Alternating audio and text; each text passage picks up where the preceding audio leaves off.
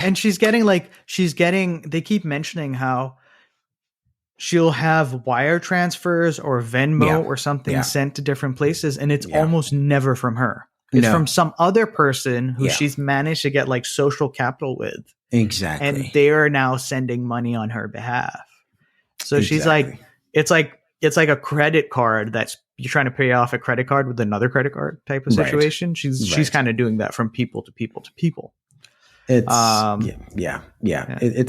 It's not good. So Anna does this to a bunch of wealthy people, and a bunch of institutions, which honestly, like Sibel and I have established, if these guys would just follow their own rules, none of this would happen. So they, at least in my perception, are not the real victims here. The real victims are the regular people that Anna managed to con, right? And so one of these people, I believe, was Rachel Williams. And the story of Rachel Williams is especially sad because, this had nothing at all to do with her. So back to the story. So Anna decides that she's going to go on an exotic trip, right? She's going to go on this exotic trip out of country. And she's going to go with her personal trainer /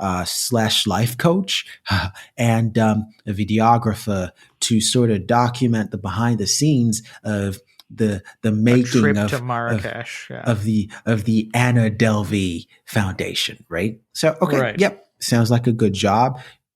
Probably you've asked around, right? Everyone knows who Anna Delvey is. Everyone seems to know, yeah. Exactly. So, of course. Apparently she was like on a talking basis with a lot of celebrities. Yeah, she obviously had built the connections. That's for sure. Yeah. So, I mean, it's like, one of the most famous people in your city saying, hey, you want this job with me for 2 weeks to go on this gig? You're going to be like, of course. Yes, this is great exposure for me. I'm going to get to work with the famous Anna Delvey, right? Of course I'm going to go do that, right? So, of course, it never crosses your mind that you're not going to get paid, right? So again, they go to Marrakesh, I believe it was. And while they're there, of course, the usual happens. Credit card. Oh, the card doesn't work through. Oh, no. Credit card situation with the hotel. They're about to kick her out, all that stuff. Rachel. Oh, no. Rachel, would you mind putting this on your Amex? Right. The one you use for your work expenses? I'll cover you as soon as we get back to New York. Exactly. And how much was this? This was up to the tune of $62,000. $62,000. Now, this at the time was said to be more than a year's pay for Rachel. But again, you think about it. A normal person like the exactly. rest of us. Exactly. And she got grifted. Exactly. And so you're Rachel, right? And you're like, okay, we're only here for, a few more days. Of course, as soon as we get back stateside, right? Anna's going to sort this out. This is Anna Delvey, the Anna Delvey, right? Yeah. Of course, there's no part of my brain that's thinking, am I going to get paid? No, Anna was in a pinch. And I happened to have my Amex, so I was able to step in and crisis averted. Of course, when we get back stateside, she's going to call her bankers and they're going to sort out whatever it is that needs to be sorted out, and it will be fine, right? Guys, she never saw that money. The most she ever got back from Anna was a month later, $5K. She got $5,000 out of $62,000. Right? That for someone who doesn't make that in a year. Yeah. In a year. Yeah. That is beyond despicable. I feel like of all the things that I've heard of this individual. That's life ruining. And all the things she's done. Look, children, don't defraud banks and don't defraud hotels, right? But most especially don't defraud regular people, right? Anna was defrauding, and conning very super rich, wealthy people, celebrities, people who you could argue they could afford it. And it's their faults that they didn't do their due diligence and stuff. But normal people, like essentially you're on the strip and this is your boss asking you to take care of a situation, what for her was a minor situation, right? Oh, yeah, and it says in the article that they were apparently like security had shown up at the room to forcefully move it was them getting out. ugly. Yeah. So it was like either give your card or you're about to be kicked on the street in Morocco. Right. A foreign country.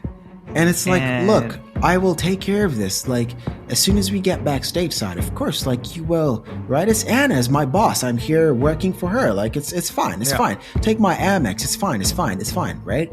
Right. So they charge her $62,000 and, she never sees most of that money ever again, right? So again, and apparently she covered even more after that. She covered shopping. She covered other trips because Anna was like, "Oh, my card isn't working, but I'll get you as soon as we get back." Right.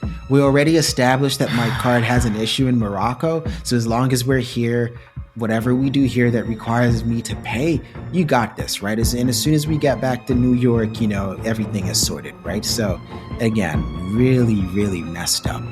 From whatever angle you look at this, really, really messed up. So yeah. That's the one person, honestly. That's the one person that we know of, right?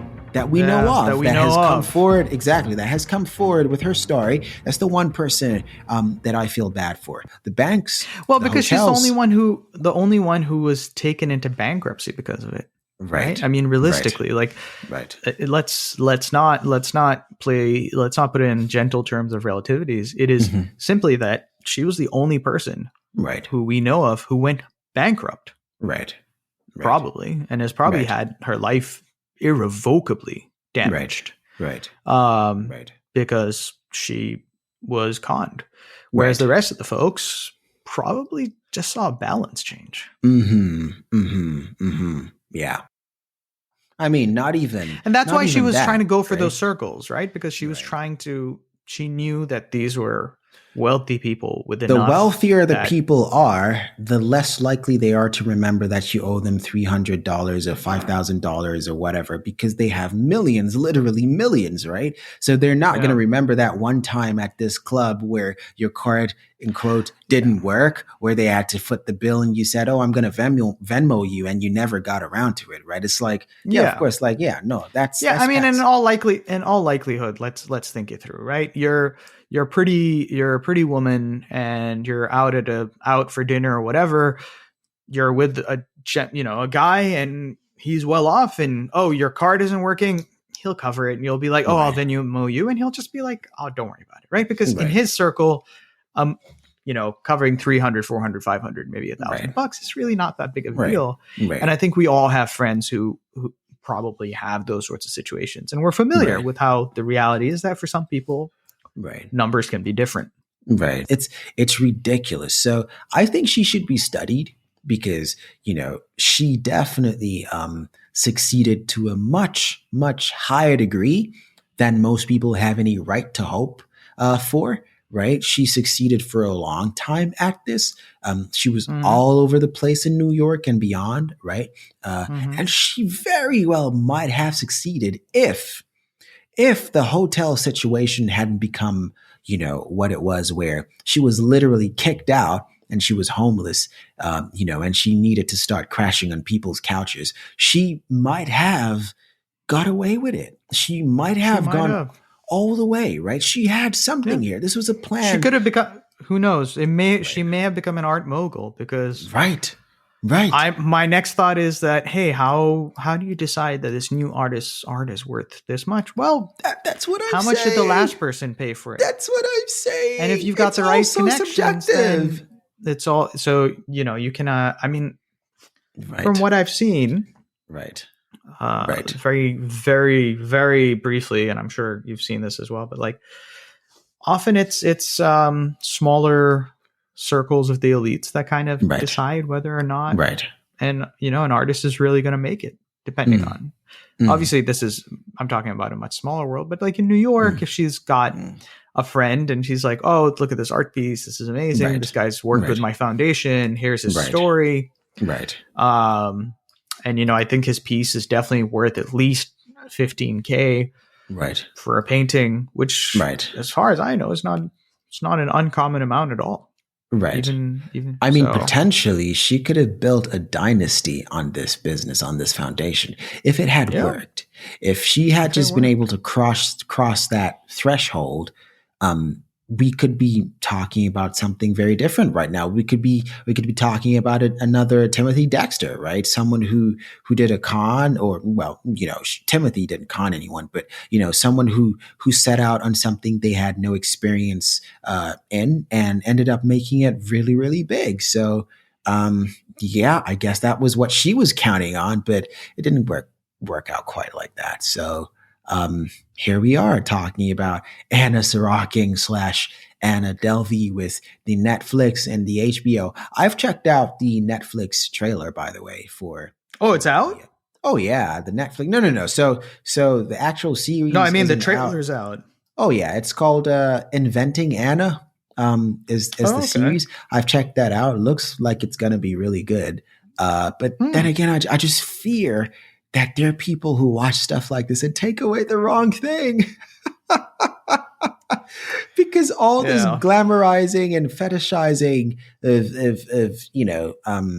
bad behavior, honestly, I feel like I don't know how I feel about it. Like, obviously I'm watching this stuff for educative purposes. Like, I want to get into the minds of these people. I want to understand, but there are people who see that as a viable life plan, right? So it kind of makes me a little concerned, but you can't regulate entertainment, what people should have access to or not. But, that's, the trailer is really good. So, yeah. So let's talk about, her trial and imprisonment and all of that. But before we do that, let's take another quick break and we will be right back. Don't go nowhere.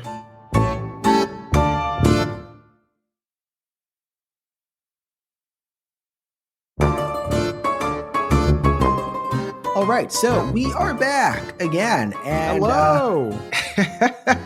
Here to wrap this up, let's talk about the trial and conviction and, the sentencing she got. And for that, we're going to turn back to the Wikipedia.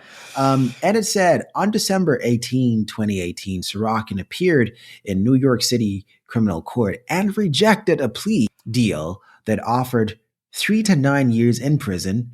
A March 20, 2019 trial date was initially set up by Judge Diane Kiesel. Sorokin's defense attorney arranged for a professional stylist to source outfits for her court appearances. So even while she was in trouble, guys, while she was in trouble, she needed to keep this going. She needed to still be in only the finest of things, because of course there were going to be camera crews and the newspaper was going to be there. She could not be seen to not be well dressed. Never be caught on fresh, my friend. Never be caught on fresh. So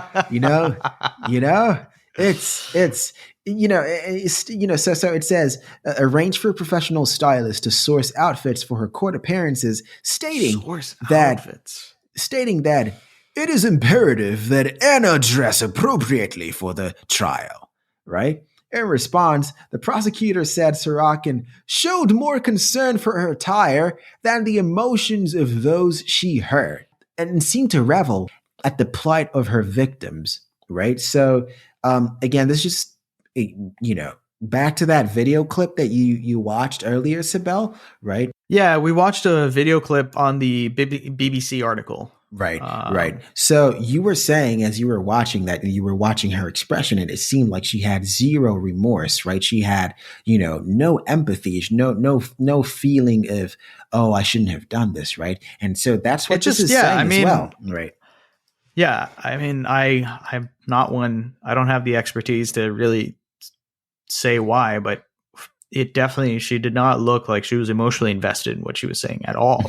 It just, almost felt like it was scripted the way she was responding. Right.